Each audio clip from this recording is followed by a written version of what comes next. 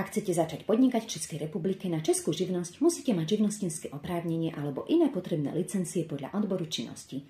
Fyzická osoba podá ohlásenie živnosti na živnostenský úrad. Pre voľné živnosti stačí splniť všeobecné podmienky ako plnoletosť a bezúhonnosť, tam musí byť doložená výpismi z registra trestov. Pre viazané či remeselné živnosti treba doložiť odbornú spôsobilosť, napríklad vzdelanie či prax v odbore. Zahraničná, teda slovenská fyzická osoba bez bydliska v Českej republike, musí k ohláseniu živnosti priložiť výpis registra trestov svojej krajiny. U občanov Slovenskej republiky sa obvykle nevyžaduje ustanovenie zodpovedného zástupcu, ako je tomu u občanov tretích krajín, pretože sú sami občanmi Európskej únie a môžu preukázať kvalifikáciu. Po splnení podmienok živnostenský úrad vydá živnostenský list. Slovenský občan teda pre samotný akt založenia nepotrebuje nič iné ako český občan.